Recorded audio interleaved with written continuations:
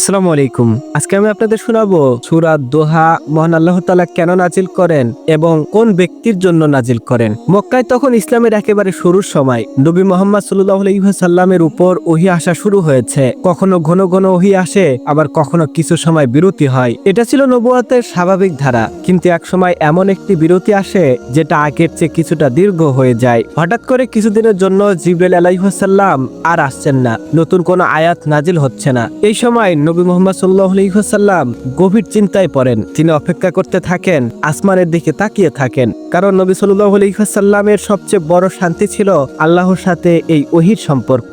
এই সুযোগটা কুরাইশরা হাতছাড়া করেননি। মক্কার মুশরিকরা বলতে শুরু করলো, মুহাম্মাদের রব তাকে ছেড়ে দিয়েছে, তার সাথে আসমানের সম্পর্ক শেষ। বিশেষ করে আবু লাহাবের স্ত্রী উম্মে জামিল ব্যঙ্গ করে বলতো, তোমার শয়তান তো আর আসে না। এই কথাগুলো নবী সাল্লাল্লাহু আলাইহি ওয়াসাল্লামের জন্য ছিল অত্যন্ত কষ্টদায়ক। এই সময়টা ছিল নবী মুহাম্মদ সাল্লাল্লাহু আলাইহি ওয়াসাল্লামের জন্য খুবই ভারী। একদিকে ওহী নেই, অন্যদিকে মানুষের উপহাস, চারপাশে অবিশ্বাস। নবী মুহাম্মদ সাল্লাল্লাহু আলাইহি ওয়াসাল্লাম মনে মনে কষ্ট পেলেও আল্লাহর উপর আস্থা হারাননি। তিনি জানতেন এই নীরবতার মধ্যেও আল্লাহর হিকমত আছে। হাদিসের বর্ণনায় আসে, এই সময় নবী মুহাম্মদ সাল্লাল্লাহু আলাইহি ওয়াসাল্লাম অসুস্থ ছিলেন। কিছু বর্ণনায় বলা হয় কয়েক রাত তিনি ঘুম থেকে উঠতে পারেননি। তাহাজ্জুদের সময় পরিবর্তন হয়েছিল।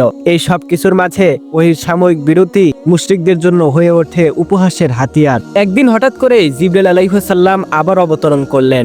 এইবার কোনো প্রশ্নের উত্তর নয়, কোনো বিতর্কের জবাব নয়, বরং সরাসরি নবী মুহাম্মদ সাল্লাল্লাহু আলাইহি ওয়াসাল্লামের হৃদয়কে সান্ত্বনা দেওয়ার জন্য আল্লাহ ওহী নাজিল করলেন। এই সময়ই সূরা দোহা নাজিল হয়। সূরা দোহা নাজিলের প্রেক্ষাপট, এই সূরা নাজিল হয়ে স্পষ্টভাবে জানিয়ে দিল, আল্লাহ নবী মুহাম্মদ সাল্লাল্লাহু আলাইহি ওয়াসাল্লামকে পরিত্যাগ করেননি, তিনি রাগান্বিত নন। এই বিরতি ছিল সাময়িক। মক্কার সেই উপহাসের আসানি জবাব এভাবেই চলে আসে। সূরা দোহা নাজিল হওয়ার পর কুরাইশদের ব্যঙ্গ থেমে যায়, তাদের অভিযোগের আর ভিত্তি থাকে না। নবী মুহাম্মদ সাল্লাল্লাহু আলাইহি ওয়াসাল্লামের মন শান্ত হয়। যারা বলেছিল তোমার রব তোমাকে ছেড়ে দিয়েছে, তারা আর কোনো কথা বলতে পারে না। এই সূরার শানে নুজুলের আমাদের জানায়, নবুয়তের পথে সাময়িক নীরবতা এসেছিল। শত্রুরা সেই সুযোগে আঘাত করেছিল।